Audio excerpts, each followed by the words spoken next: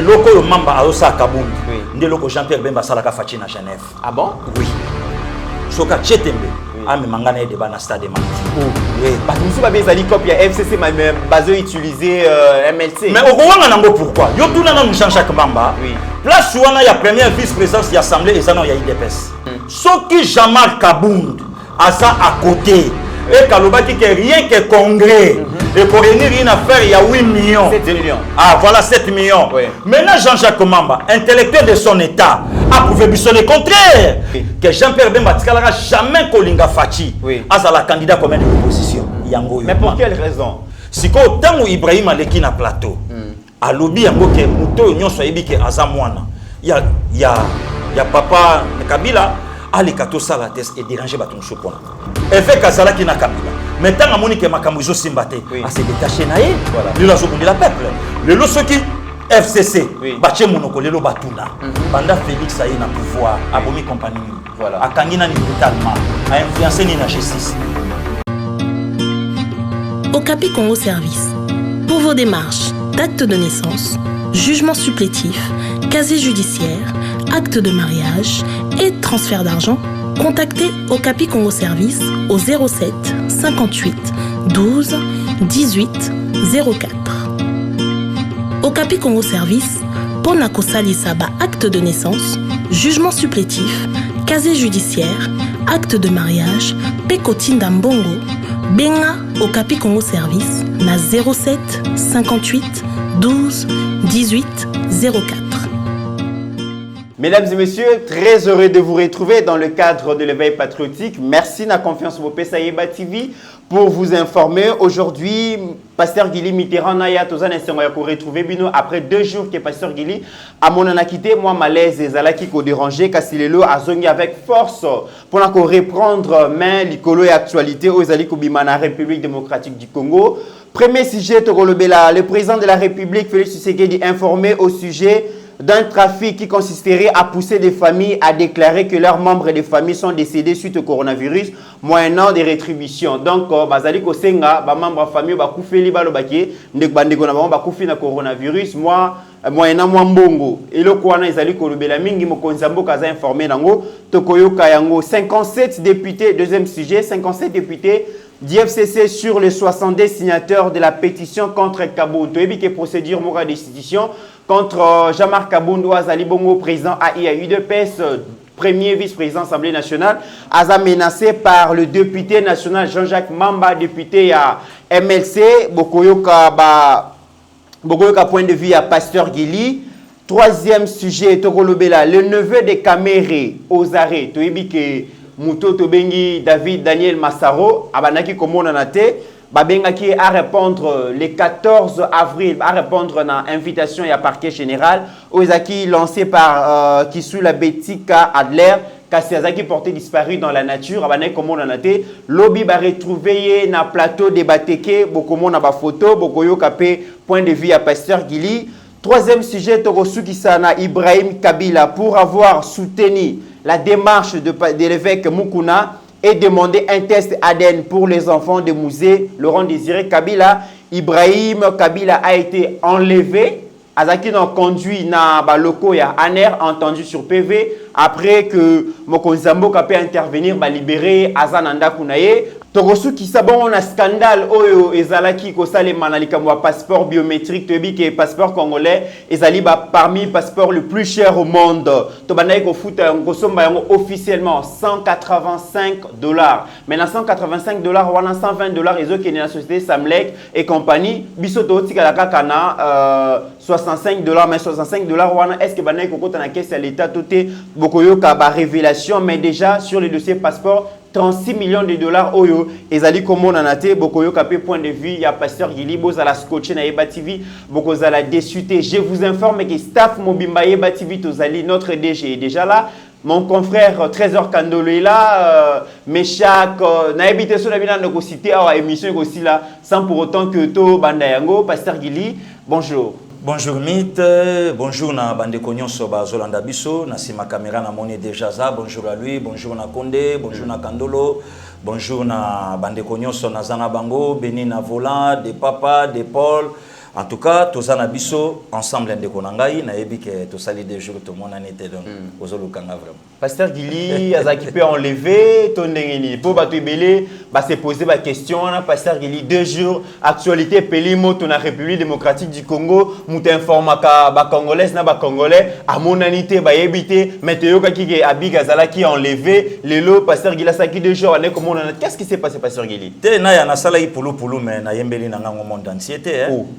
Moi pulu dérangeaki et ça bon na yembela ka so sali. Te ngana lobi na yembaki na ngaka teke o pulu tout ça il faut boye na boye. Donc ngai salaki bon na vanda ikaka na bongisa mwa nzoto ngai ona mona liboso na bino liboso ba ndeko nyonso. Merci beaucoup Pasteur Gili et Bativi Mobimba tozana esengo ya ko retrouver lisusu après 2 jours et absence. Pasteur Gili to banana na sujet o ezali kopela moto Ibrahim Kabila moko ya bana ya musée azalaki invité na émission moko ya confrère Nabiso mais pour avoir soutenu démarche ya avec Mukuna ou azali ko sala avec patriotique pour dénoncer système Kabila et pour avoir demandé que bana nyonso ya musée basala ADN basa test ADN baye banani mwana musée nani mwana musée te après émission azaki enlevé. Mais naya ngana mwina ngali kama mabe wana tende konanga même ataba ndeko oyo nyonso bazolanda biso na moni mabe ya Ibrahim te Ibrahim atikali koloba na munoko na yete ke yende mwana Kabila bongo ba misu baba na Kabila te Ibrahim alobika ke oyo nyonso ayibi ke aza mwana musée to le kanatese ya ADN wana eza point liboso oyo eluki banganga ya mibale alobike balia kambongo ya musete donc ancien président de la République démocratique du Congo a sala 3 ans et 8 mois na pouvoir azwaka mbongo to soit bazwaka mbongo te bon wana pesa point ya kolobela mais ce qu'on de konaya soki na songi na motuna na yo to yebaki musée na mort ya musée balobaka ngo bien que père de plusieurs enfants donc c'est il y a un gros problème te abota na ba mama mi balemi satu mais du moins bango nyonso baza bana ya mutu moko siko tango Ibrahim aleki na plateau alobi yango ke muto nyonso ayebi ke aza mwana ya papa Kabila ali kato sala test et déranger batum supona et déranger batum supo balobi nangambu ya bandeko FCC balobi azali mwana ya Laurent Désiré Kabila te azali ko sala usurpation ya identité ya famille ya musée. Mais ça tombe bien de konaya. Mais pourquoi batum su ya maye le temps bazo vanda bazo traiter problème batu na kate ceux qui contre turbo ebimé Etienne Kabila mwana Laurent Désiré te Ibrahim mwana Laurent Désiré te bon au fait bo pesa biso effectif au bana musée atika baza combien et yebanité.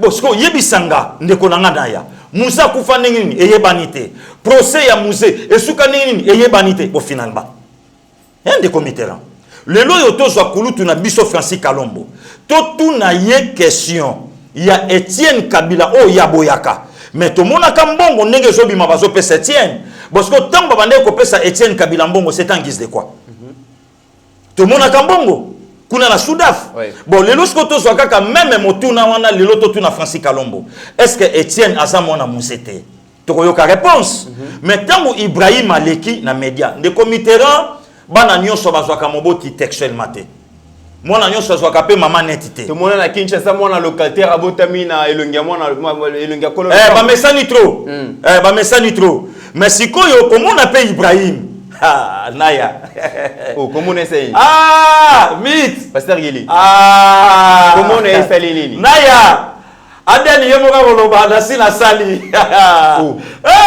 même basala yango moko koloba yemo adeni koloba résultat déjà avant même test naya na loba ina yo musée bon tireur d'élite Ibrahim mythe na forme maboko batba kukanaka na lobi na yo ne vandeli na tête à père oyo kaka biloko to banda osala bakebo na bumwana iolela mama otali bilogi na bango ya famille otali ya Martine otali ya José otali ya Nicole otali ya Dor otali Flo bilogi na bango ya famille ne yango to mona elobi na Ibrahim Pasteur Gili bona na bilogi ya famille te mama naya na lobi na yo ngai na lobi kaka Ibrahim parce que Ibrahim abiba lokola pe to sebeli mususu pa ko zo makila mama na ya papa mélanger abimi neti mususu pa ko ikoza ne komitera obi ke mona maréchal moko awuti ko réclamer ba biloko mo ya lupanga mama na ye babota mi mère moko tena ba viamanda mais soko tali manda mobimba Pasteur Guili, question encore. Pourquoi seulement Ibrahim a choisi moment Oyo ya Koleka na chaîne Moko locale de la place à le Belokoa? État des droits. État des droits. État des droits. Ça veut dire que le régime est changé. Liberté d'expression. Quand bien même que Batouazon dit maté que Kabila. C'est pas un problème, Inaya. Nkolo a sekui. Mais batu balobi non. Boye bisa batu ke ba sodande batu ba yibi nzoto na ye a sécurité. Ti lelo batu ba boya kondima ke Jésus a Seigneur. C'est pas un problème. Catholique sokate ya lobaka oyo ana mato ya koyoka. Ayoka. Nekonaya, où est le problème? Hein? Abimi na moment oyo ayebi ke régime est changé. Ndekomitera naya. Ce n'est pas Kabila Moutaza na même mise le lot na pouvoir à Mokanabiso. Oti ko assister à Ndekonabiso, mon confrère Trésor Kandolo déjà na téléphone Nabiso Sotoyoki. Donc batebele bazali kondimate que eza président Félix Mtazali ko gérer parce que Albalobi comment est-ce que président Félix azali président de la République azali ko gérer Mboka mais avec Mukuna Bakangi, donc ça veut dire que c'est Kabila qui continue à gérer ces pays. Ndekonaya c'est la mauvaise foi. Koboya kondima bolamu, koboya kondima eloko o ezo salama. Soki évêque Kabila Mutu akangi ou bien Kabila Mutazo diriger Congo ou bien Kabila Mutaza na même mise na justice. Pourquoi Kabila atindi bakanga évêque ndenge bakanga ki Frank Diongote? Pourquoi Kabila atindi bakanga évêque te na position il y a 2 Mindongala à l'époque. Mais évêque bazuye na justice na ba fait oyo batu ba moneli na ngo ba reprocher. Est-ce que problème ça Ndekonaya oyebi ke mambalukute lo ba mebele ya solo ouais d'ailleurs 5 jeep moko ekende ki kuna ba jouer bange ba ke na eboye abimisi bitumba nde simbitele yango ba ke otike na prison OK na eboye ba ke na kingakati donc nyoso wana ko ba pesa Kabila force moko o lelo Kabila sani na ngote lelo siko Ndekonaya yo yebisa batu keno Ibrahim abimi. Bon, Abimi Nengini. Alala qui na kachote. Avant de le bac Abimi, oui. À l'accent déclaration, il y a Ibrahim, tant Azala qui libéré, comme ça, Toya Kozonga. Bokoto. Population ya Congo partout, États-Unis, Amérique, France, Belgique, Londres, Canada, Asie, Amérique. Biso dozaliawa. Ngayo Ibrahim Kabila mutu bautaki ko lever mais na sengina nzambe merci mingi ndenge ya protéger biso ya mibale président de la République Fati Beton atelemeli penza makambo oyo asibiki mabe alobi bozola de la justice ndenge sengeli te na lingi mwana wana azala libéré aza congolais aza na droit ya ko réclamer makambo na ye bolande la justice ndenge sengeli. En tout cas, merci beaucoup na président de la République. À l'exhibition que état de droit est à solo. La lingi bino nyonso ba congolais bozala kimia boyeba ke naza déjà libéré à partir de 23h30 comme ça naza ki libéré awa naza na ndaku nanga na vandi mais la lutte continue. Kombo ya musée ko kufate, kombo ya musée ko tika la CCC ko biso toza bana na musée. Eza ya lokutate, eza ya solo et puis to continuer toujours ko réclamer mort ya papa na biso justice salema et puis ndenge toza boy oya monike aza mwana na musée et soit aye to sali test aden to sali et puis to yebie soka za ndeko na biso to koyamba ye mais eza te ya kotindelaka batu na nzela o bokende tozokende na okinga kati bokenanga kinga kati kosala ni donc nalobi bokende nanga na justice nde ezalaki chance bandeko na biso ya wewa bazalaki wana batuni likambo nini na babi bana mboka nga naza ndeko na bino congolais en tout cas coup de chapeau na bana bawewa nyonso ya Kinshasa coup de chapeau na babi naza ndeko na bino congolais pona na uti ko réclamer mort ya papa na ngai justice salema nde bato kinga kati bango baeba memanga na kinga kati yango nzambe asalisaki mingi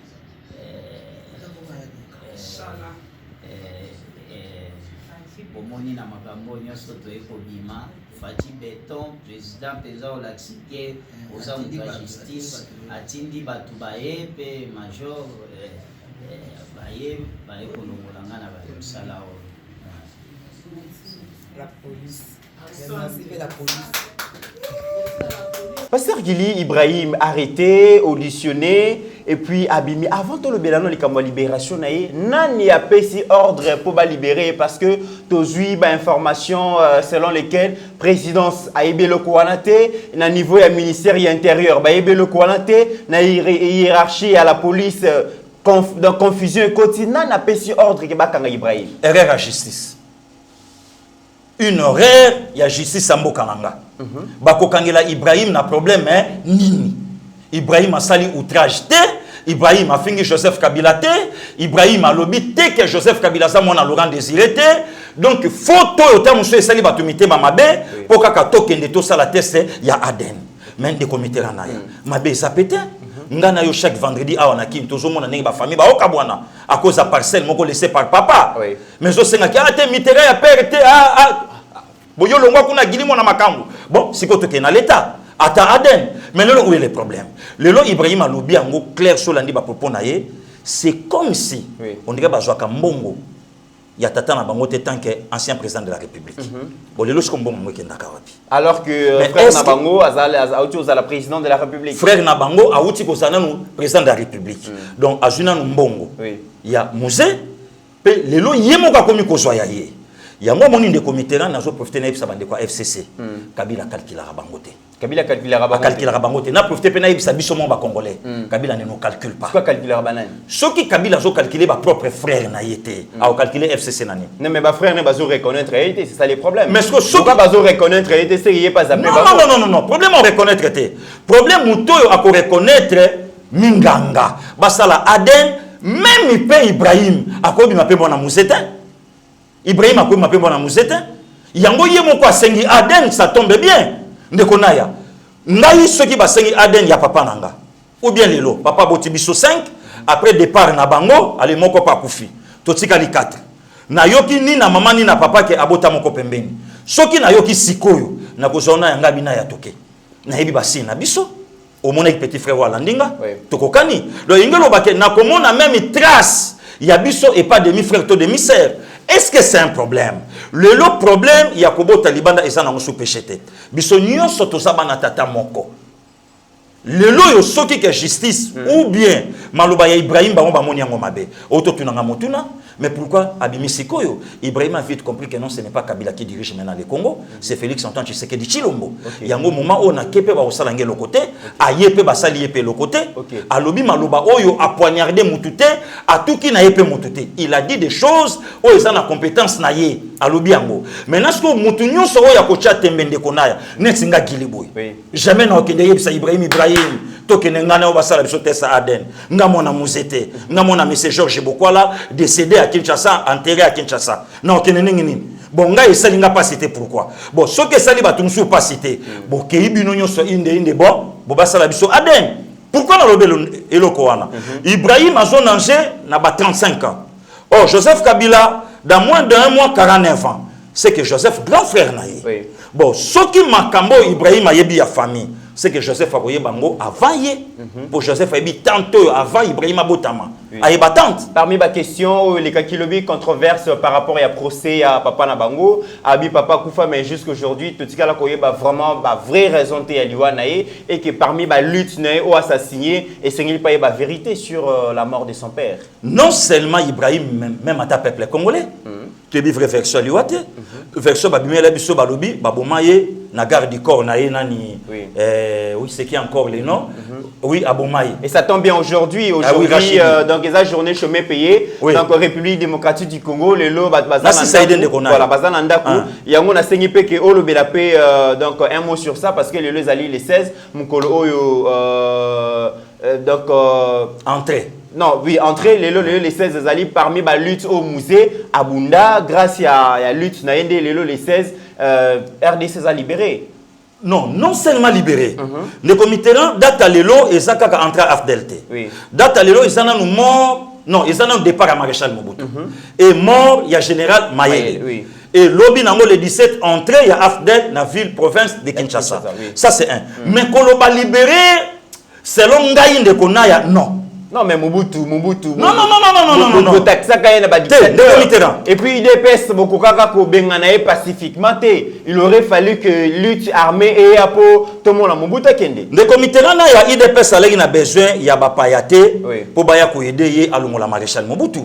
Ozalaki, oza d'accord nanga na stade na mort à Papetienne. Oyokaki Paul Kagame. Alobi ke na senga même Papetienne na armée pour to benga na Mobutu alingate. Et ngelo bake IDPS alukaka aide ya Bapayate pour avoir pouvoir la katamboka na. Ça c'est un des comités naya. De deux, Mouzetanga Zoya Papetienne. Etienne Tshisekedi wa Mulumba de res mémoire. Ayebisi alobi bapaya bazana simana yo. Yo za mona mboka. Futa bango mbongo na bango bazonga. Yo oya puisque oza mona mboka. Muzaboya, Muzaloba qui sont des Congolais. James Kabarebe, Alex chef d'état-major. Awa, mais Mouze na réunion conseil des ministres. Asengi Baronde nyon so bakende. A surtout kaba ministre bakanga ba valise. A tuna ba bizimakara. Olanda ba hypothèse bima. Akola na yolo, asisa na campus. Boye na boye. Les Congolais toujours comme ça. Le loso na zongi na motuna na yo. Olo bananga ke Afdel a ko libérer biso non. Non, c'est longa non. Le lokutu Afdel. Ndai ko kotsa biso na makambo le lo biso to comme na on a kata République démocratique du Congo. Ah bon? Oui, qu'on se voit par la face des comités là. Libération en quoi? Pouvoir à maréchal Mobutu pendant 33 ans, na pouvoir il y a Joseph Kabila. Aujourd'hui, c'est comme si on dirait paix. Joseph Kabila a coquille quoi amassé l'art pendant 18 ans au Congo pour les 92 ans maréchal Mobutu. Le lot y en a règne, il y a Kabila pendant 18 ans. Plus de 6 millions de morts dans le Congo pendant 18 ans et qu'il y a inaperçu. Ndeko Mitterrand Naya. Le lot y a to botama quitté avant 70 ans. Mais du moins, Makambo et Salami na régime passé pendant au moins 18 ans. Tout le monde en époque à maréchal Mobutu. Tout le monde en gote. Babrila balik touloula. Tout le monde en go basango awa kobeta mafimbu. Tout le monde en ba lacrymogène. Tout le monde en ba lèvement ti lelo ba kora ba armée monanate. Lelo Mobutu atika ba société. Mais 18 ans maréchal wapi Air Congo. 18 ans maréchal wapi Sozacom. To bandaka kozala awa les premiers mains. Tout le monde ba papa bazo défilé. Est-ce que les sociétés n'y pas qu'au défilé? Les lois salisouté. Les lois que Babylone qu'on attend faire Kazolo Bango, quel est ces politiciens? À Salilit, il y a qu'au dénoncer en toute clarité, Makambo yo effet Kalobi. Donc, Kolobake, libération, il y a les 17 humains, Ndenge Batu Bazele là qui Afdel, et ça politique au Afdel et Libisole. Mais héritage ni ozo, parce que le lot ozo le Belali Kamboya a lutté à Mouzé Kabila, à travers moi, Nana Ibrahim Dengalobaki. Héritage ni ozo garder na lutte à Mouzé. Bon, juste ici, qu'on gardait vraiment. Héritage mon na lita musée non du moins tant musa yaki bon au moins d'abord ça na gelo comme on de konaya tikelanga moi 30 secondes à expliquer allez-y le lo bande kotang balobaka ke musée tangwa yaka sérieux kotaka na transport mbongo ekitaka ezalaka diplomatie ezalaki loko musute ezalaki ka kobanga mutesala makambo wana pona nini bato bakotsa na kata mituna bango mutu wana Mobutu akimiye c'est kaza dangereux et ko sala ke ko zonga yango moko ezalaki te puisque lelo lobamaka to mona kitango Kabila yaki awa ba taxi bis bato zonga ki ezalaki ko banga ni mutesala ki biso bakinwa ko banga ni mutesala ki so peuple congolais mais ezalaki te ke no muzaiki na ba discipline moko boye esala biso po sala biso ndeko naya soki ba discipline oyo peuple congolais basala qui na Afdel ndele le pouvoir o ndenge salaminde to moniango ndenge soukelité peut-être que donc Joseph Kabila a ses placé qui na lignée ya politique ya papa na Mouzete ndenge balobaka mais c'est ceux qui a se lancé qui na lignée politique à tata na été mais faut tout na quelle lignée o ya bimeli na monde politique lelo de comité naya il faut to mekato expliquer bandeko elo komoko puisque au moni le mal les anines et le baki nangwata Ibrahim Lobi le mal les ake batu bazo kanisa koloba vérité et ça synonyme à kokufa na Congo ou bien kolobelo ko bozo bangate mais ça c'est notre terre ndeko naya tokobanga eloko nini Mobutu aboti na basebele mais biso nyo sotomoni bana nae mais cela aussi n'empêche pas que non ata Laurent Désiré abota pe na basebele mais soki Ibrahim abimi alobi ke nga na yebi moko John Taratibu Kabila abimi sa pe ba image na en écran lelo Ibrahim pa bimi lobi pe mususu akobima elingi pe lobake ba oyo pe toyebi bango. Oui. Est-ce que ezaka ka bango bato baza ba bénéficiaire ya héritage à musée ou bien ezape na bakabila mususu baza et puis ba bénéficier quand même na oya tata na bango. Soit vie Mugalu persala musala na été azaki chef à maison civile peut-être il aurait dû ko sangisa bana yo sur musée ko réunir bango mais peut-être sala musala na été. Ndeko naya na koyebiso eloko moko soki ba vie Mugalu parfois tam so bazolanda biso ba comprendre que quelque part tant que mosali nzambe ba rataper ba ku mosusu ba kota ki pe na mo ba sentiment moko personnel Olanda même ata ba vie Hérodia a critiqué Étienne abi il n'est pas le fils de Mouzé regardez même ses oreilles vous comprenez et ngelo ba ke bana nyoso te balanda ka papa nga papa botanga ala ki pembe mais ngana bimana te mama na ngai mais cela ne veut pas dire que non Gili Bokwala aza mwana ya George te naza mwana George donc naza na ba trace na nyoso mais na bimina te ya mwasi na ye donc le problème est ça que le lobato yo nyoso tong bazo loba ba comprendre que e kai o ezalaki na misu ya peuple congolais et bandi kokoya donc oui ndeko naya il faut batuba yebe lokoyo même Joseph Kabila place afandi même FCC place bazali ba comprendre que politiko ya kobanga ezalaki lobby le eza subongo te politiko batuba lei nango so lobby ba betio à moins que ofinga mutu wane ko mabe mais s'il faut dénoncer le mal la vérité eza un problème te donc le peuple congolais a na besoin aye ba vérité sur la mort de Mouzé voilà banda wapi et sukawa qui a tué Mouzé de Comitéran pour permettre lobby na yoka sonité na bana ya kobetela bango lisolo Mouzé bo batu nanga akufana ni na yebite. Voilà pasteur Gili pour clôturer donc au sujet wana Ibrahim Kabila lobby a pesi merci na président Félix parce que yemutu apaisé makasi babimisa point de vue na yo. Bonjour, je suis Corazon Rakia Kalingwa, la présidente et la fondatrice de la fondation d'une initiative prise par Rakia Corazon, en sigle IPRACO. Comme nous le constatons tous, cette nouvelle pandémie de coronavirus ou Covid-19 est en train de toucher et de ravager la population du monde entier. C'est pourquoi nous, la Fondation IPRACO, nous vous offrons des conseils et mesures de prévention essentielles ci-après pour vous protéger et aussi de protéger les autres. C'est laver régulièrement et soigneusement les mains avec de l'eau et du savon pendant 20 à 30 secondes ou se laver fréquemment les mains avec les désinfectants contenant plus ou moins 60% d'alcool. Évitez des contacts physiques ou corporels en maintenant une distance d'au moins 1 mètre avec les autres, surtout si elles toussent, éternuent ou ont de la fièvre. Évitez de se toucher les yeux, le nez et la bouche, car vos mains pouvant être en contact avec de nombreuses surfaces qui peuvent être contaminées par le virus. Respectez les règles d'hygiène respiratoire en se couvrant la bouche et le nez avec le pli du coude ou avec le mouchoir en papier lorsque vous toussez ou éternuez. Immédiatement, jetez le papier utilisé dans une poubelle et le port de masques sont aussi super importants car ça permet d'éviter l'inhalation de virus se trouvant dans l'air ou venant d'une personne infectée par le virus. En 30 secondes, non, c'est une façon ya koyebisa bato babenga ki bisonga na yo. On dit même attends maintenant ça ndeko nanga kandolo na téléphone. C'est une façon ya koyebisa bato ke Kabila te mutazana même mise na pouvoir à Fachi. Kabila zo travailler na coalition na Félix. Mais coalition opesa ya Kombo. Mais en réalité na politique à travailler na bango tout le monde c'est la cohabitation. Pour zo sentir ba kuba partout ndeko naya ya koyebisa bato. Va comprendre que non, ce n'est pas Kabila. Le système de jeu est changé. Et c'est changeant dans le monde de Konaya. Donc c'est une façon à Kabila à comprendre que non, il faut s'effacer dans la scène politique à Congo. On a déjà travaillé qui n'a bunga.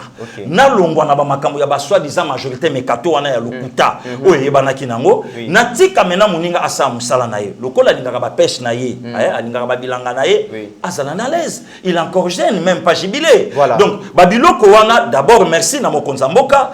Il a pesé de tout son poids. Il y a sa justice. Bolongwa na biloko ya pamba pamba. Botika c'est un citoyen congolais. Et il est libéré. Deuxième sujet, pasteur Gili, le neveu de Vital Kamerhe aux arrêts. Donc Massaro, Daniel Massaro, oyo ba convoqué qui est na justice le 14 avril dernier. Abunga qui dans la nature, ba nae comme on en a été. Bazali ko reproché que Yemutatia qui Vital Kamerhe en relation à Sami Jamal et puis Azali, auteur et détournement et deniers publics, Abungaki, kasi banda lobi bakangi bongo na plateau de Bateke, déjà Steve Konazali ko l'accès image n'engeni bakangi na ba collaborateur na ye, point de vue les alini. De comité là naya, merci beaucoup. Merci pourquoi naningaki na lobelo koyo. En tout cas de yomoko déjà aussi au lobby yango na motuna na yo. Oui. Oui puis que dossier Vital Kamerhe même bango même lundi to landaki. Et ça qui vraiment complété. Le lokota la théâtre de chez nous total qui lundi il y a dialogue contre sans souci. Donc monsieur Jamal na Vital Kamerhe. Pour basala kana yala théâtre. Tant monsieur Jamal a lobby que aibi Vital te. A peine raison. Oui. Puisque moto ya memela Vital Kamerhe azala kité. Le lorsque moto anaye ba photo ezali ba vidéo ezali sikoyo tangu ba kotuna ye oyebi masaro des places to oyeba sko réponse à procès sko tangu ba kotuna monsieur Vital Kamerhe est-ce que masaro nani tangu akoloba bi bon masaro aza nani na république oyo azwa ba marché oyo sengela ki ba entreprise ezwa mais azu yango amemeli yango monsieur Jamal ça tombe bien où est le problème de Konanga Naya nga na yebi ke justice na biso esala musala oyebi na poema masaro ade nani ata deuxième na biso et fingamaki aner na biso et fingamaki mais Dieu merci na yeba TV pour te passer information to ngaka to yeba source nango le lorsque tango akangami na plateau de Bateke oui na plateau to pesisko deuxième raison kabima kambokate donc musale bande salema musale bande na ko sala mabanda kala babanda ikolukaye ça tombe bien le dossier Vimbi pourquoi soki Daniel Massaro et kaiba que son cousin son neveu ou bien son oncle VK est innocent akimaki pourquoi akimelakini mais ozobangate que Sami Jamal na Vital Kamerhe balo ke bayebi Daniel Massaro parce qu'on se connaît pas on se connaît pas naya na kutana ba tebele na yebi yote ata vie nanga ilobo sembo ndenga zawana na mama Sandra on se connaît pas to koza libala to bala ni menaya on se connaît pas mais pourquoi mon ayote et le kono lobby c'est important et c'est important Olandi yomoko na lisolo Ibrahim balobi ke bayebi te c'est un Tanzanien parce que yo faut tout na monter lobby Ibrahim c'est un Tanzanien ayebi ndeni ka Tanzanien yo faut tout na dossier Kamerhe je tourner mususu lokola Daniel Massaro monani donc to s'attendre na ba révélation mususu na lobby na yo ya makasi ndeko naya je vous dis vrai mais ça quand même victoire pour le peuple congolais mais bien sûr bon rebelle au jeune wala type wala azaki jouisseur to bande comment nazo somba mituka ya cher azali ko tambola zo ça l'extravagance le lo bakangi bravo quand même na service de renseignement ndeko naya babiloko wana ndezo lakisa que non ce n'est pas Kabila qui commande la République démocratique du Congo nazo yebisa yo il y a un problème na Kabila toni mais ndeko naya yo zo lemba bapel ndana olemba bapel yo ebi mokola lobby ah bongo sikoyo en tout cas Félix vraiment atiki mukuna na prison en tout cas Kabila kaka mutazo diriger c'est tout à Bakangi Ibrahim balobi c'est fini c'est Kabila qui dirige c'est Kabila sikoyo tango bakangi Massaro parce que batuana balobi nini babenga pe biso balo ba Félix babenga pe biso parce que tango Ibrahim abimi na ordre ya mokonzi ya mboka batuana balobi nini babengi pe lisusu te babengi te ndeko naya yango moni soki mutabandi nga koloba nanga makambo contre Congo contre l'institution ngai na kataka je bloque directement namoni batineli nga ko ba photo Martin Fayulu babi c'est le vrai président élu et tout ça donc il s'enflammait le débat sur il s'enflammait par rapport ya Martin Fayulu na président Félix bon ndeko naya il faut ebelo komoko na mboka nanga na Congo tozana moi batu mususu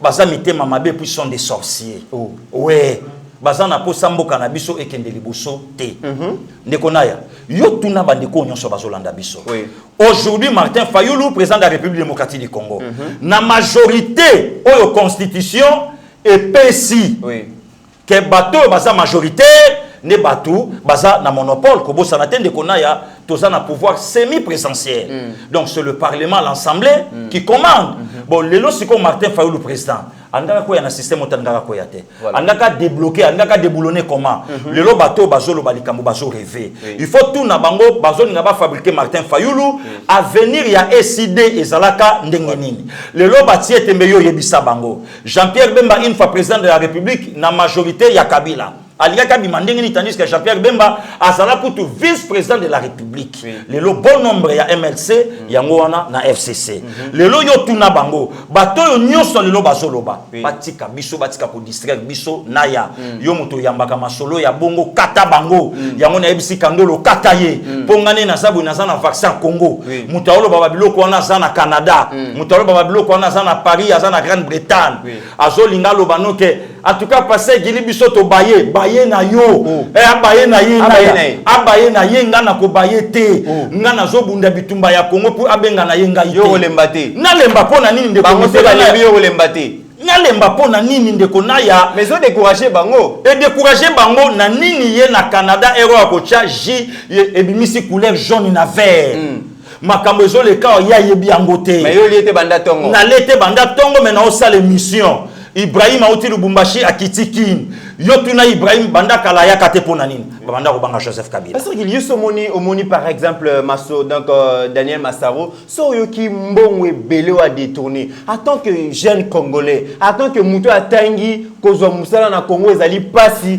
kozwa mbongo eza pasi mais comment on a un jeune lokola Massaro wana azali ko sakana na mbongo ya leta et ça la ki ondengeni ndekona ya yotuna nanu INC bato mayele bazakuna Batamayele bazali kuna. Batamayele baza babili kambale ba mayele. Et puis ba intellectuel bazali intellectuel pe bazali. Parce que yo tuna bango nani azana fortune be nani na INC baluki lo kwa Masaro.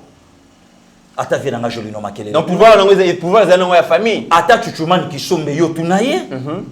Le lotango azolo bandenga lo bakano yo tuna ye. Yo tuna ye. Nani na INC ba interpeller ye à part ministre il y a formation professionnelle pour na faire assaut des moutons. Bientôt là en tout cas pour défiler le bossa justice. Oui, mais nani na INC ba bengi pour na problème ya mbongo o ya zui na kati ya mboka. Pour yeba ke ba parti politique wana et ça na ba idéologie pour na ko benda peuple mais calcul na bango eza d'abord président ya parti. C'est le parti d'abord, la famille d'abord. Parti la famille pour preuve le monument Saro. Yango moni le long de kona ya bravo na justice.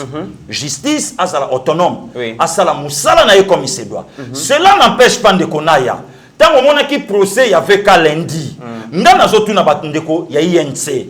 Est-ce que makambo vital aloba devant bazouzi INC ba yebiango ba yebiango te lelo ekozala bien Massaro azala au milieu il y a Vital Kamere na monsieur Jamal et permettre clarté et mon anakata affaire comme ça justice ne committeran azwa monopole ya kosa musala na ye a tranchango s'il faut batete ekoya pourquoi puisque lelo justice a lelo eza lisusu ya ba homme forte kobosa na te cheval de bataille ya président de la République aloba kango abi justice eza lisusu pour na ba homme fort ou bien un individu a influencé justice et ça la manenge salami kobosa na te que juge oyo a cloué avec balongolié pour au moins que batu va comprendre que ce n'est pas Kabila ce que ça là qui Kabila mtaleki na même mise alaka tinda batu ba matamir ba côté l'évêque qui na bureau ba kangaye et puis ba cause les dossiers il y a sécrétation mais le lo moni vérité de kona ya toko manango les kamba viol longwe mukolo ya mama wana abenga mutu ye moko abongisa mbeto abongisa ba donner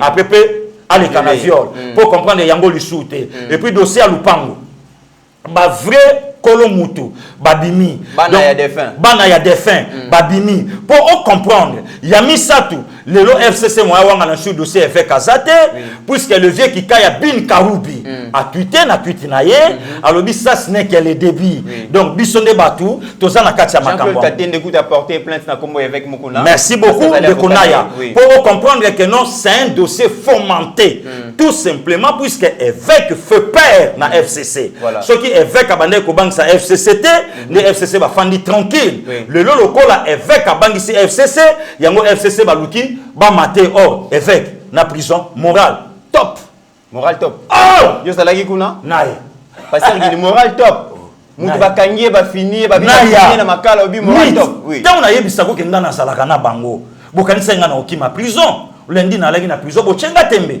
lobi na lagi na vie na makala bosko bato bakanela nga balaka na prison balaki wa lobi na lagi nga na vie to betikati dans moral la vie vraiment vie pepele ozo rassurer bato na lobi na yo yemo kwa zolandanga trésor mukuna olandanga Philippe mukuna bango tu ba olandanga ba yebi ke na staff surtout ya vie ba mona ki lobi ndenga ngana vie Viens à décourager té. na lobi via La l'aise kangye na makala. via l'aise abeti casquette na ya beti la coste na ya corbeau allez abeti pe na bo ya makala via l'aise alobi kutu bagarre ye Bagarre et donc et continue les sous. na lobi na yo donc ti azo bimawana et ça kitoko ndeko naya oyebi pourquoi biso peuple congolais faut te soutenir na landi mama moko boyi mama moko boyi tala ba mama mususu ndeko naya tant na kolobela ye komi ononga na lobeli ba mama mami ya silika oyebi ke na Congo balingaka te ba s'attaquer na ba mama parce que mais ba uti ko take mama bijou goya awa balobi ni balobi le côté mama moka leki na tela lobi bobo comprendre kaka fait azolo ba lita peuple congolais bongana nanga FCC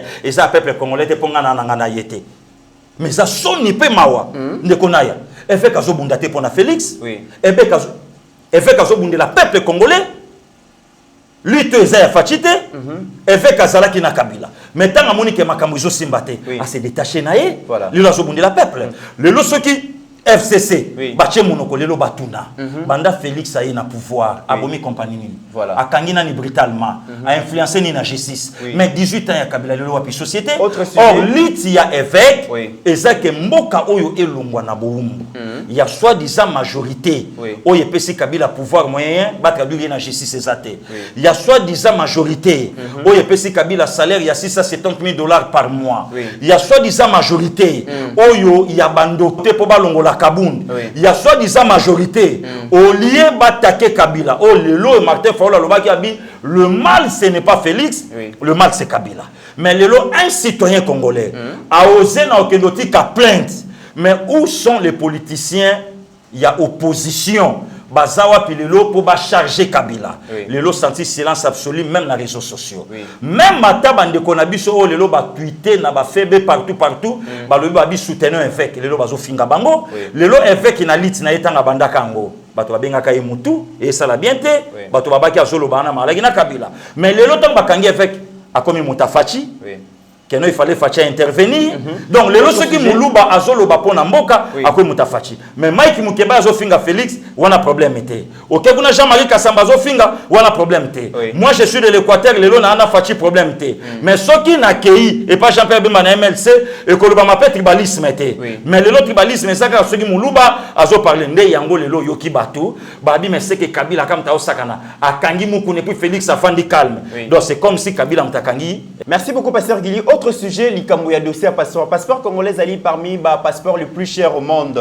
Mais donc d'après l'enquête, il y a des associations, les Congos n'est pas à vendre. De se rendre compte qu'il y a un vaste réseau escroquerie. Comment est-ce que le passeport à Congo est le plus cher, mais il est vraiment fiable? Le lot de passeport est côté comme en République démocratique du Congo officiellement $185, mais officieusement sur l'ingo rapide, au sommet on a 250, au sommet on a 300. Bandeko bazali na diaspora na ambassade na biso bazo dépenser plus, mais comme ça là 6 mois une année bazo délivrer bango passeport. Contrat wana o le gouvernement congolais a signé qui na société Samla avec société belge et au Komana Souka Bongo le 11 juin. Dernier batubele basenga ki mokonzi mboka à mettre fin à contrat wana lelo mokonzi mboka a décidé à travers ministre na affaires étrangères qui va mettre fin, mais déjà na kati dossier wana 36 millions de dollars aux alliés détournés et puis balobi mbongo wana ezali société moko écran ezali na Arabie Saoudite proche à Joseph Kabila ne muté détenir mbongo wana point de vue des alliés. Non, de comité nana il faut peuple congolais ba comprendre que Moussa les Salama. Donc Félix Akokaki ko embrasser biloko nyonso mbala mon côté. Oui. Passeport Nabiso, c'est le passeport le plus cher au monde. Passeport en Belgique, c'est 85 €. Donc, équivalent, il y a $90 pour 10 ans.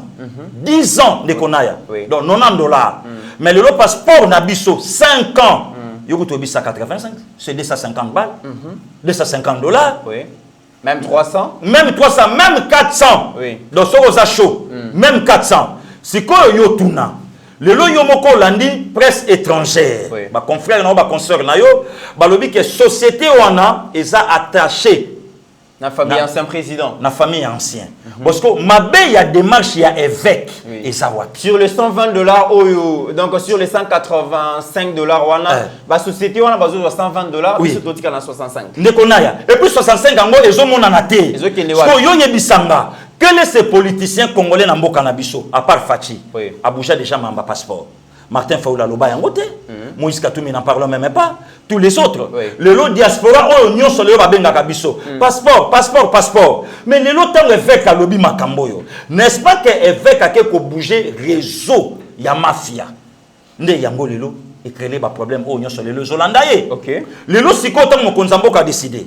En arrivant le 11 juin, tu as directement contrat. Oui. Pour comprendre les comités, le pays était pris en otage. Il y a des individus. Oui. Ce que yo betali solo. Passeport na biso banamboka. Et que koko manakop na Arabie Saoudite ndengenini mbongo na biso et que koko makuna ndengenini mafia. Pour comprendre les lots. Donc c'est qui République Abama il y a ba mafiosi ndenge ba kino ba lobara. Te, mais au quotidien de comités. Au quotidien de konaya. Pour preuve, le lot pour la confirmer. Oui. Le vieux Louzolo Bambi, Pessaye lutte contre ceux qui la corruption. Vieux Louzolo Bambi, Aya Salibou Makamuna Lobi, une affaire à 14 milliards. Et bimaka parents et Kendaka. Tala Bamiyi Bangoye, Bakanganan. Kabila plus personne. Peut-être enquête ils ont continué. Non, laisse tomber. Tu veux que Mboka na biso ezala ki soki problème et bimi ba ouvrir enquête ngole kangama to ebité. C'est toujours en cours. Enquête, il y a petit nanga Daniel Boket. Oui. Esuka ningini esuka nanzela babenga mutu akenda ti na ba juge ba 5 individus pardon limbisa biso nenge to soki on est bonga no ya musala ozana yo innocent esuka edi kapendi na makala ausani Banquette monsieur aura 20 ans pasteur Guy. na lobi na yo lelo sala 19 ans mais ba Georges Mirindi kuna na Scandinavie alobi bato ba na prison bangote enquête fait à la polele ne démarche Ibrahim et cause à la paix Ibrahim Pumtalaye na Kopango c'est quoi c'est une enquête à la polele et permettre que le peuple congolais bah il va vérité mais le lot c'est quand on likamba passeport et ne comité ranaya non seulement passeport même douane na biso ser nangai moko ser nanga moko azana Belgique Branda conteneur na yo fallait ya yoka rubrique basani babiloko wana nyoso kutu et ça va na kombo mo babegango basani utaka poto se babiloko nino utaka poto batekela biso Bilokos. Oui, Bilokos. Oui. Au nom Bilokos, il y a les soute entre autres Bassani, Babiloko, et il y a des décisions où ils sont mis par un individu. Maintenant, les lots diaspora, où les lots basunga kamboko, batu basana ba machine, basana babiloko belé, où ils sont baya. Donc entre autres, bravo la chef de l'État. Le comité là n'a pas sa peuple congolais, bitumba o Félix Azobunda, bitumba o évêque à Koti, et ça bitumba ya peuple congolais. Boalou baji tunga vient na salva de la patrie, papa chéri motopamba lobango. Donc ils ont fait un mboka, ils ont peuple congolais, to lamuka naya, to comprendre to lande la mboka na biso. Le comme mutu so ba na passeport. Eh yokote bien na yonde comité comme ça. Eh voilà passeport. Alors que dans un pays où la carte d'identité est athée, passeport de servir biso comme la carte d'identité. Mais les lots sont dans passeport. Eh au comme fier. Bueno bimi c'est ce ka batu bayali. Ba fonctionnaire musuku ba genre $180 té pour ba na lobi na yo ke 180. Le lot donc Joseph Kabila bazo pesa 670 000. Salaire à 80 000 francs yali. Salaire à 50 000 francs. Namboka oyo. Père de 5, 8, 14 enfants. Mais les lots sont tango fait katelemi. Oui. Bato yo nyonso babanda ikoloba pona Kabila. Le lot wakiba. Pasteur Gili to pardon de comité na suka to tina telemi ndeko. Le lot tango fait katelemi. Bato yo nyonso balaki na ba dossier. Bato yo nyonso batinda ka Félix akenda kanga Kabila. Non. États-Unis déjà ça tinda plainte banda kala ya vandi sango na mesa. Yo monango wapi? États-Unis ça tinda plainte ba kangaye yo mona plainte à vos places. Yaza na poto. Mais le lorsque un citoyen congolais a osé. Bato nyonso balobaka na biso ke azwa boy, asala boy, abonisa boy. Oh non caméra sombi bord mo na Monaco. Au monia venir Kasavu. Mais bon chargé le lo basate le lo lite comme ya Kandolo. Alors le lo lite comme ya Gili et comme ya Naya. Toza ba yuma parce que pourquoi pas to robi na balabala to sa sensibilisation to ke kinga kati. Mais ye monto ya zotinda biso. Asa congolais lo kolangati. Musala oyo ngana osala, musala oyo Kandolo osala, musala oyo bosemba osala. Voilà pourquoi moni de comité nga na calculaka bangote. Ngana na bateau ngana calculaka, vient mailler la senti qu'elle est qui a tengami via aux étons. Voilà pasteur Gili, autre sujet, tête à Jean-Marc Kaboun mise à prix, 57 députés du FCC sur les 70 signateurs. Il y a pétition contre Kaboun. Jean-Marc Kaboun apparemment, Jean-Jacques Bemba député à Jean-Jacques Mamba. Pardon, Jean-Jacques Mamba député à MLC, Azolinga Kotika était. Qu'est-ce qui se passe finalement? C'est ça les MLC avec l'IDPS. Comme il y a Jean-Pierre Bemba, na Félix Yangoy. Ah bon? Ouais, nazo biso vérité ndeko na. Et yeli ngaka sikoyo. Couple là-bas, on balé en wana. Nalobi cop il y a Jean-Pierre Bemba. Oui. Que Jean-Pierre Bemba tikalaka jamais kolinga Fachi. Oui. Asa la candidat commun de l'opposition. Yango. Mais pour quelle raison? La haine. Toyoka ki Jean-Pierre Bemba a recadré Jean-Jacques Mamba. Alors la haine. Ba initiative nyonso ya ba député et sengeli quand même ils ont approbation ya parti. De comité là. Oui. Le peuple congolais ba osa d'accord nanga, ba OCP là. Ba OCP là. Ouais. Et loko yo Mamba a osa Kabundi. Oui. Nde loko Jean-Pierre Bemba salaka Fachi na Genève. Ah bon? Oui. Soka Chetembe, oui. a me mangana et débat na stade des martyrs. Oh. Oui. Bah, tu me souviens bien, les copes, il y a FCC, mais bazo utilisé MLC. Mais au Rwanda, nango pourquoi? Yo tout na Jean-Jacques Mamba. Oui. Place où on a la première vice-présidence de l'Assemblée, et ça non, il y a IDPS. Puisque il y a coalition. Oui. Aujourd'hui, Kabound, Aza, député, il y a opposition. Maintenant, il y a tout na Jean-Jacques Mamba. Ba propos tenus par Alexis Tamouemamba. Il y a congrès où il y a créé un problème. Ce qui Jean-Marc Kabound, Aza à côté. Et Kalobaki qui rien que congrès. Et qu'on réunit une affaire, il y a 8 millions. 7 millions. Ah, voilà 7 millions. Oui. Maintenant, Jean-Jacques Mamba, intellectuel de son État, a prouvé le contraire. Puisque avec 800 personnes, supposons que 8 000, ou bien 7 000 à chacun, multiplions ça, et au même abisso Kakuna, maintenant, il y a Jean-Jacques Mamba. Qui est derrière Yé? Entre un frère et un ami de Konaya na Lobana yo, le choix est clair. Qui est frère, qui est ami, Nalikamouana? Ami, c'est Jean-Marc Kabound. Oui. Le frère de Jean-Jacques Mamba, c'est Alexis Tamouemamba. Ah bon? Oui, ils sont vieux de l'MLC depuis longtemps. Il y a un ligue de jeunes IDPS Basengi qui est donc beau dissoudre la coalition. Mais il y a moins de Balobi ko Simba, Jean-Marc Kabound ezali ko Simba président Félix. Ne Konaya Mamba lobi ke alobi ke batindela ke ba wewa lobi ba agresser na risque. Nani atinda ki soki ba wewa bakendaki bango moko. Qui est derrière Jean-Jacques Mamba? Abi Jean-Marc Kabound atinda ba wewa. Non, n'importe quoi. Jean-Jacques Mamba azobatela nani na sima mokongo na ye. Est-ce que lelo la muka, lelo bakoye bisaba militant na bango ke biso to lité pour na pouvoir? Lelo où est Martin Fayoulou? Lelo wapi Prince Epenge? Lelo wapi Nico Maengele? Lelo wapi le tout consort wana lelo ba accompagné avec la mukazo distraire batu. Voilà. Pour preuve Jean-Jacques Mamba ye wana. Lelo tant Jean-Jacques Mamba azolinga a destitué Jean-Marc oh azocha FCC Panzi Likolo. Maintenant qui est derrière Jean-Jacques? Mais ça c'est la sorcellerie ou quoi de Konaya? Ya ngomoni de comité na zo yebisa yo na 2023 ngande konayo. Na komema lingala na parlement soki nzamba ba télévision. Ah bon? Ouais. Vous allez député? En tout cas, candidat député. na lobi son kola bateli biso na komema lingala na parlement. Otia libaya. Na rotia libaya. Français te ponani. Na lobi français te puisque français ezo distraire batu. Ah bon? Donc maman moko avandi na coin azo kalopoto te. Oui. Maman Suzanne Moulanga na Allemagne, il faut benga yadel, il faut yo kangai na zolo banga lingala mambi ya. Bazo batama na sima ya français. Bazo batama. Po baye ba identité mambi ya fa fanda mabo azo yo kandenge mwana ya zolo banga lingala. Donc pour omona ke ndeko na ya ba député ya Lamuka ba accompagner ka MLC. OK. Donc, non, bah, député à la Mouka va accompagner à FCC. Yo tout na Jean-Jacques Mamba. L'Assemblée comme Kitoko. Mais marche, bah, ça là, quand boulevard à limiter, non, avec machine à voler. Le machine à voler, m'était commissaire député. Le commis bien. Yo tout na le lot Daniel Safou. Le lot Bazapi, tout na le lot Christelle Vwanga. Le lot Bazapi, bah, côté Siko na kata ba commission. Mais le lot cible na bango est commis Jean-Marc Kabound. Tandis que, bah, oh, ya FCC Baza majorité Bazawana. Or, besoin, ça veut dire que pour faire fragiliser Joseph Kabila. Il fallait qu'on dissoudre ensemble où ils ont dominé na FCC. Mais le lot FCC a passé un député de l'opposition. GP a aussi un député qui est de l'opposition. C'est grave, Tokotala Nenge Makambo Kene. Tokomi Nasuka, Babi, gestion ya Covid-19 et comme COP.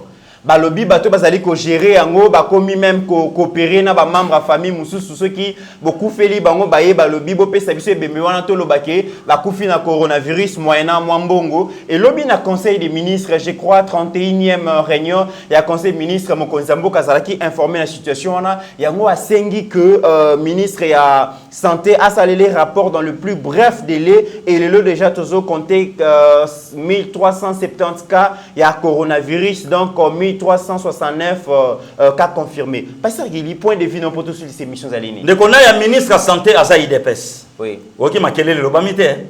Tant mon konzambo kasengi. Oui. Avec Pascal Mukuna Azamuluba. Oyoki nous les ressortissants. Oui. Tous les canaux télévision, tout élément.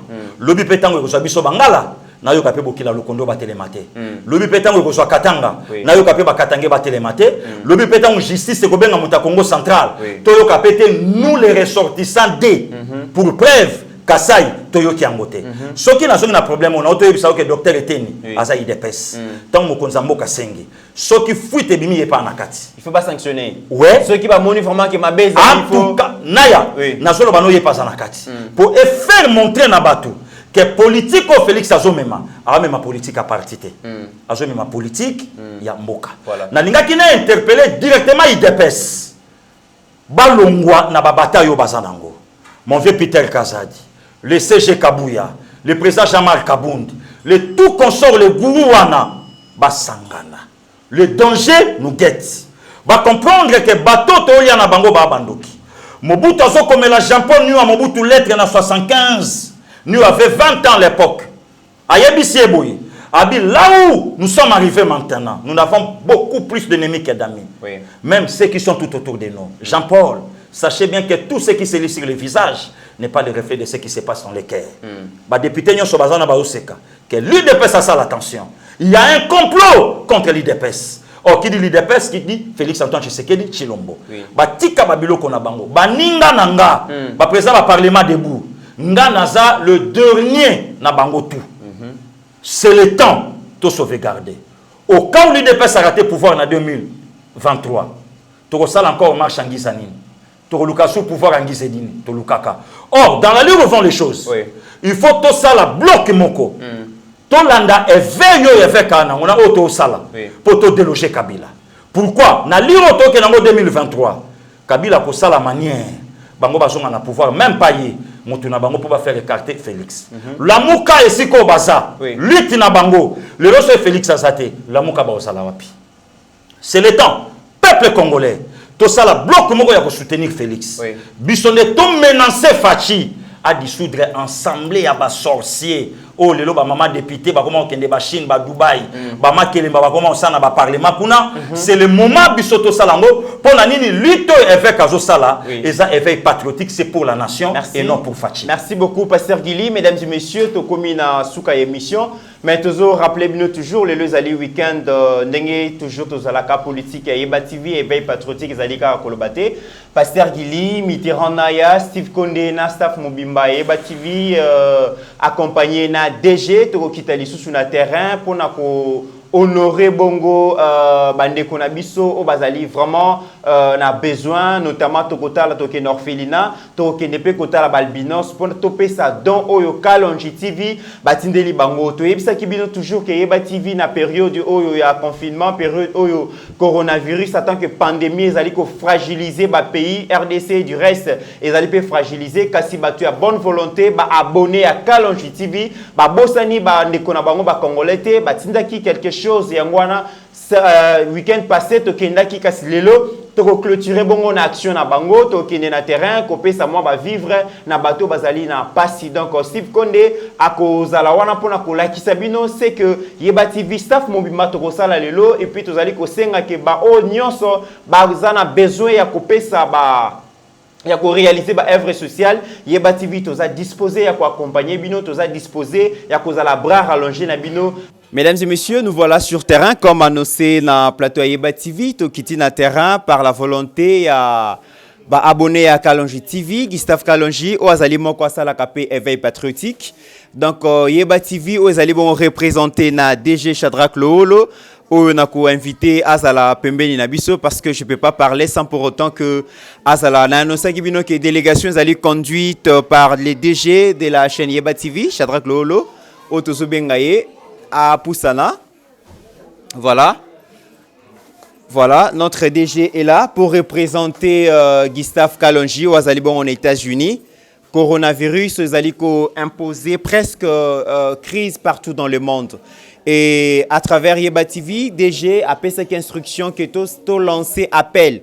Nabaye Banson Bazali à travers le monde, tu as bonne volonté, bakoyi ko aider biso, to aider bato Bazali na besoin, to tamboli na orphelinat, kasilelo to eko su qui sa descente na biso, awa na baipa ya bande ko na biso o bozali komona, to eko pesa bango, oyo ba abonné à Kalonji TV, ba sengi to pesa ezali bongo ba carton pardon, ba carton ya savon, ezali ba bidon à huile, ezali ba papier hygiénique, ezali ba sachet à sucre, ezali ba sac à semoule, ba sac à riz. Donc biloko ezali vraiment ebele oyo toye ko déposer awa na kombo ya ba abonné à Kalonji TV DG avant que tu remettre biloko officiellement parole nous Aline. Ouais, je tiens d'abord à remercier abonné à Kalonji TV et puis Diaspora congolaise de soutenir œuvre et Ayeba TV Otolansaki pour venir en aide aux gens qui sont vraiment démunis, notamment les orphelins et tout ce qui va avec. Donc merci. C'est pas fini. On a besoin de soutenir toujours, venir en aide aux orphelins, à tous ces gens-là qui sont dans les besoins. Oui. Vous pouvez toujours passer par Ayeba TV et nous allons vous servir en tout cas. Awa peto zali bongo na madame la secrétaire générale de la fondation Pauline Albinos. Yepé à kozwa maloba avant que tu procéder à la remise officielle ya badan oyo et outil pa ya ba abonné à Kalonji TV. Madame, bonjour. Bonjour. Impression des Aline. Tous a vraiment touché, tous a vraiment émerveillé na acte yo ba abonné à la chaîne Kalonji TV Basali. En tout cas, un geste très impressionnant. Autant de riz, autant de foufou, autant d'huile, autant qui nous aidera en tout cas à tenir pendant un bon moment. En tout cas, merci. Parce que prise en charge, il y a Banaoyo. Baza à peu près 70 et ça facilité pour Nabiso. C'est vraiment une charge lourde que nous ne pouvons pas porter seuls. Et ça, car on a beaucoup arrivé à l'objectif Nabiso, c'est-à-dire faire de ces enfants qui sont mis à l'écart par la société, des hommes et des hommes et des femmes importantes qui peuvent rendre au Bozo Pesabango Lelo. En tout cas, nous vous disons merci pour ça. Merci pour ce geste, que le Seigneur vous bénisse. Merci beaucoup. Je pense que Kalonji TV, Bayoki Yango, abonné sur Kalonji TV, Bazali représenté par Monsieur Gustave Kalonji Place Sazali. Yeba TV, au PC, Baomboté. Donc, je signale que ce n'était pas facile pour l'équipe Yeba TV, comme sur place, Bébé à Kinshasa. Nzele Zalité, mais par la volonté, l'équipe Yeba TV, Tokomi vraiment. Tokobeng appé président, il y a Fondation Pauline Albinos. Yepé président provincial, il y a Fondation Pauline Albinos, il y a Maloba, avant que tout procédé à la remise officielle Yabadan. Bonjour. Bonjour. Vraiment, tous à reconnaissant, il y a qu'au vivre vraiment événement Yaboye. Au tous là qui ont pendant Mikolebele. Fondation Pauline, et la fondation Oyo, maman moko andima ko se prendre en charge ya ko sunga bana otubenga na lingala bandundu. Oui. Parce que ce plutôt qu'on a en français pesera moins kilo. Donc tout qu'on a lingala vraiment bandundu. Oui. Donc au tout ça penda a on a tant mingi mais lelo tout ça nesengo ya kuyamba bakoli oye wuti na maboko ya Kalonji TV. Voilà. Oyo a aidé biso mokola lelo et ça peut ba nesengo mais biso peut pas président ba responsable na bango et ça biso vraiment bien parce que maman c'est ka le boko moko ye moko mais lelo nzamba sungi soutien mususu monani en tout cas ya koloba penda mingi zateme ya motu ya nzambe a pambola vraiment bino et musana bino kende vraiment liboso. Merci beaucoup wana maloba ya président provincial ya Fondation Pauline Albinos. Bon toko procéder bon la remise officielle ya badan oiko uta na maboko ya DG.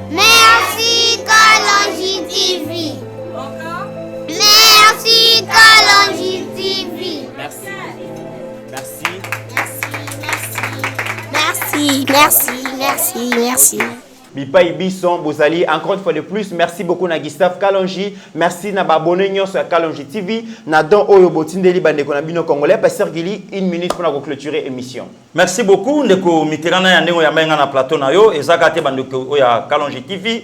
Ezape na les amis de Fati Belgique, na président de Likalala, na pasteur Corneille Mpiana, na équipe nyonso bango pe tosana bango na nzela. En tout cas, merci beaucoup na mama Brigitte Mwanza Kabeya, na mama Yuyu Kabuya. En tout cas, bango pe tosana bango. Donc Nzambe asunga bandeko nyonso bazolanda biso na Yeba TV, bandeko nyonso tosana bango de cœur, tika Nzamba pambola bino. J'ai dit bonjour na belle de belle beauté plus si beauté. Céline Mutombo, Nzambe apambola place aux alines, Nzamba pambola ya kem singo ibukila lokondo, FAPK to bato sokola bato somanya, Mama Marte yale ya Papa King, Nzamba pambola, Mama Jili, Yaya donc grand frère propre, Nzambe apambola aussi, Mama Brigitte depuis Manchester, Ado Héroï, je vous dis bonjour, Nzamba pambola bango, Flo. Donc là il n'y a pas de souci, Nzambe vraiment oyazo sungande committeran, aeba ndengenini akoki, abattre la paix, ndekonanga papimbala sogri industriel, Nzamba abattre la pasteur Freddy Chungu, Nzambe abattre la bandeko nyonso bazosunga biso na Yeba TV mobimba. Merci beaucoup pasteur Gili. Mesdames et messieurs, vous êtes informés par rapport à ce qui se passe en République démocratique du Congo. Soyez connectés, restez toujours branchés sur Yeba TV. Vous ne serez pas déçus. En attendant, portez-vous bien car chaque jour est une vie.